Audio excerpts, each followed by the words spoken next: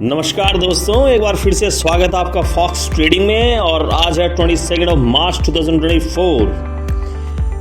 Video और research analysis start करने से पहले एक छोटा सा as usual disclaimer that whatever information is given in the video, please do not take any kind of trade on the basis of the analysis and the information given in the video. It is only and only for the educational purpose.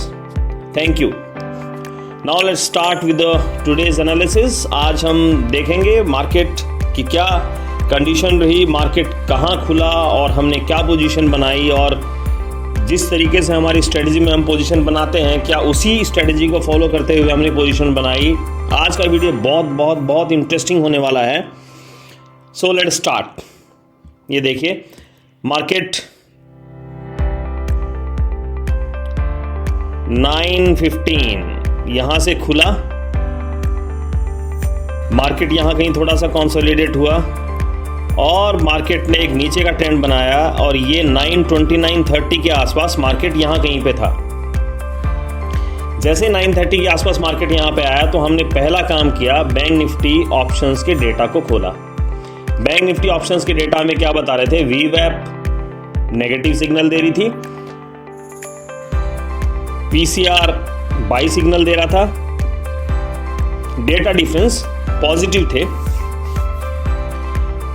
बहुत ज़्यादा नज़दीकी मामला था। Because 9:30 के आसपास position जो है देखिए कहाँ अवेलेबल थी।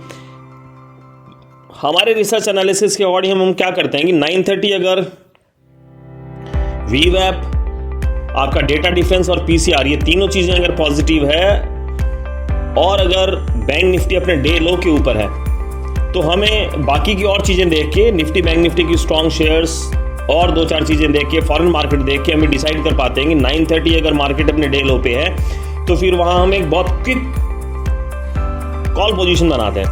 तो ये चीज़ हमारी क्लियर हो गई थी कि मेजर डेटा जो है वो पॉजिटिव है, तो यहां से एक अपसाइड का ट्रेंड आने के चांसेस हैं। लेकिन 9:30 देखिए 29 और 30, मैं थोड़ा सा जूम करके दिखाता हूं, आपको समझ में आएगा। 9:30 के आसपास ये देखिए, ये रहा 9:30, 9:29, 9:30। एक वर्टिकल लाइन से आपको बताएंगे, ये वर्टिकल लाइन, ये रहा 9:30, 9:29, 9:30। 9:30 के आसपास मार्केट कहीं यहीं यहाँ था। हमें ये समझ में आ गया था कि आज कॉल में पोजीशन बनेगी, लेकिन स्ट्राइक प्राइस सेलेक्ट करना और लगाना और लेना, इसमें करीबन 1-1.5 मिनट का टाइम लग जाता है। तो जब तक हम ये सब डिसाइड किया हम लोगों ने कि 46,580 के आसपास, मतलब 600 के आसपास मार्केट था, तो हमने डिसाइड किया कि इसी के आसपास की कोई स्ट्राइक प्राइस जो है चूज की जाए। ये डिसाइड करते करते मार्केट तो है उसने अपना ऊपर का ट्रेंड बना लिया और हमने डिसाइड किया कि 46,600, ये 500, 600। देखिए मैं स्ट्राइक प्राइस भी दिखाता हूं आपको। 46,600 के आसपास की स्ट्राइक प्राइस हमने डिसाइड की, लेकिन जब तक ये स्ट्राइक प्राइस डिसाइड की, इसको कंप्यूटर में लगाया, तब तक पोजीशन हमारे हाथ से निकल चुकी थी। क्योंकि ये देखिए मार्केट कहाँ पे था उस टाइम पे, ये स्ट्राइक प्राइस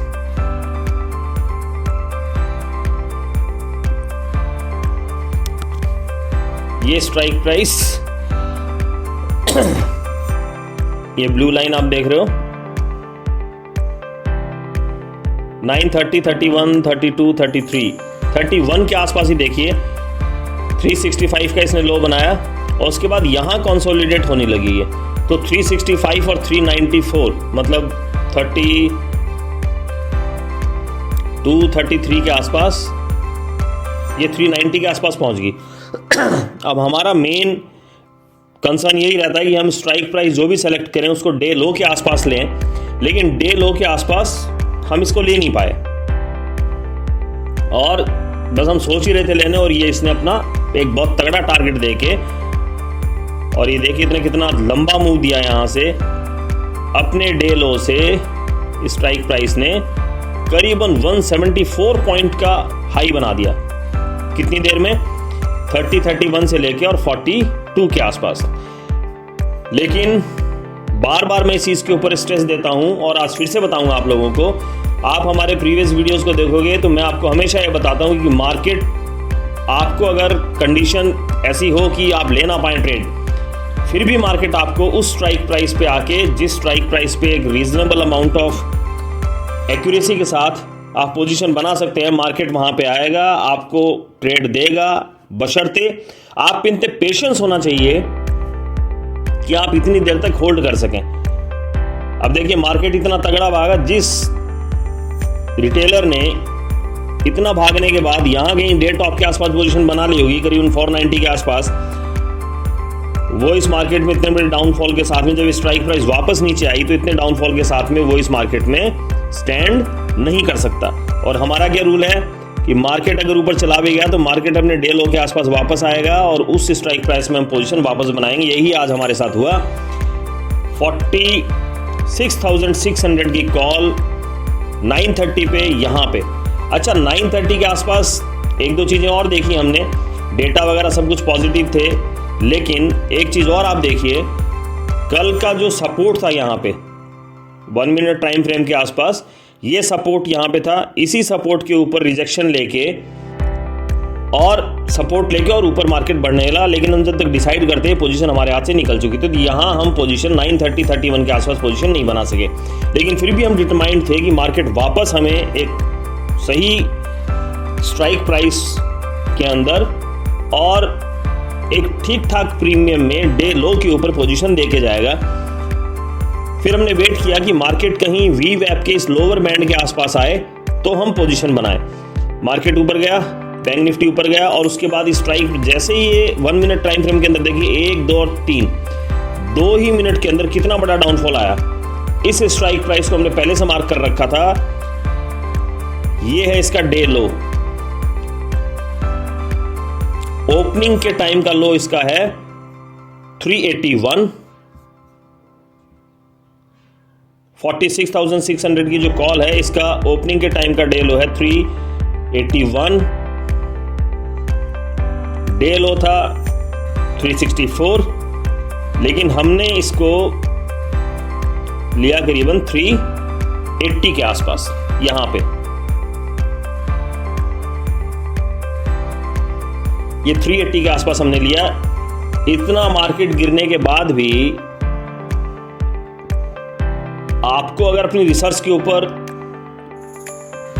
विश्वास है, आपको लगता है कि मार्केट इस तरीके से वन साइडेड मूव नहीं बनाएगा, जब मार्केट में पोजीशन लेने का सबसे बड़ा रीजन यही था। ये देखिए अपने डे लो से भी नीचे था 930 मार्केट। 930 पे बैंक निफ्टी अपने डे लो से भी नीचे थी। डे लो से नीचे होने का कोई मतलब ही नहीं बनता है अगर आपके बैंक निफ्टी ऑप्शंस के डेटा जो हैं वो इतने स्ट्रांगली पॉजिटिव हैं।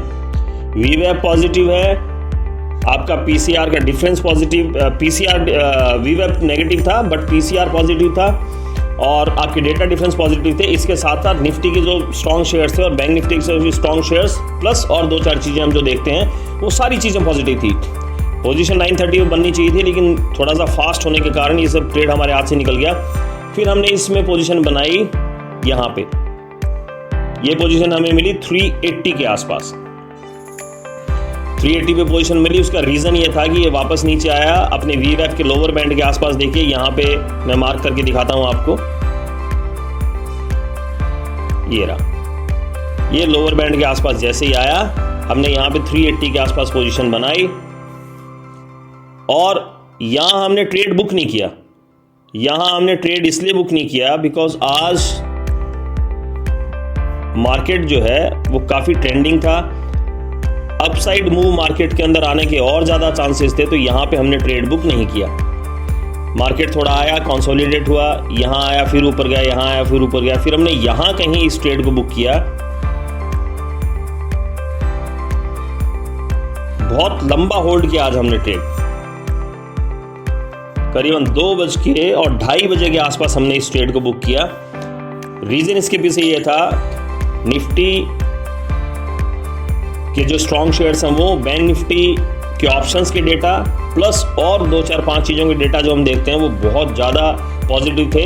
हमारी एक्सपेक्टेशंस हैं कि मंडे को मार्केट जो है वो एक गैप अप ओपनिंग दे सकता है, क्योंकि इतना कंसोलिडेशन जो ये हुआ है यहाँ पे पॉजिटिव डेटा होने के बाद भी मार्केट को इस रेंज के बाहर नहीं निकाला गया। तो देर में भी पॉसिबिलिटी कि मंडे को गैप अप ओपनिंग हो सकती है, बट जनरली हम इस चीज़ के अंदर डील नहीं करते हैं। हम कोई भी BTST ट्रेड नहीं लेते हैं कि आज हो सकता है शायद on the basis of expectations कि मंडे को मार्केट 200-300 पॉइंट ऊपर खुल जाए, बट हम इंट्राडे करते हैं और कोई भी BTST ट्रेड नहीं लेते हैं। फिर कुछ छोटे मोटे ट्रेड और लिए हमने इसी के अंदर ऐड करना चाहा इस कंसोलिडेशन के अंदर।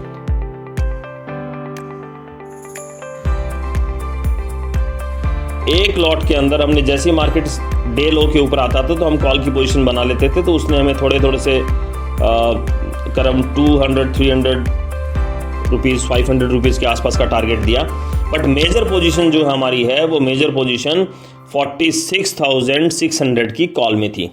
आज के एनालिसिस से सीखने वाली चीज़ ये है कि जब मार्केट खुला और मार्केट खुलने के बाद में ये देखिए बैंक निफ्टी ने एक डाउन साइड मूव दिया। बैंक निफ्टी ऑप्शंस के डेटा एकदम पॉजिटिव थे, वीवैप जरूर नेगेटिव थे, लेकिन ये भी कन्वर्ट होगी करीबन 940 के आसपास। यहां हम ट्रेड नहीं पकड़ सके। इतना अप मूव आने के बाद में आपको विश्वास होना चाहिए कि मार्केट वापस आपको डे लो के ऊपर आएगा। डे लो पे एग्जैक्ट नहीं आया, लेकिन आप देखेंगे आपकी जो स्ट्राइक प्राइस है वो जरूर आपको डे लो के आसपास, ये स्टार्टिंग डे लो है इसके आसपास आपको पोजीशन देके गई और बहुत सक्सेसफुली हमने करीबन 210 पॉइंट्स के आसपास बुक किए। अब मैं आपको चार्ट के ऊपर एक बार वापस ले जाना चाहूंगा जिससे कि और एक दो चीजें क्लियर हो जाएं। यहाँ पे मार्केट आया, वीवैप के लोअर बैंड के आसपास आया, फिर कंसोलिडेट के ऊपर बढ़ा। इस कंसोलिडेशन में, पूरे कंसोलिडेशन में हमने मार्केट इस पर्टिकुलर स्ट्राइक प्राइस को होल्ड किया।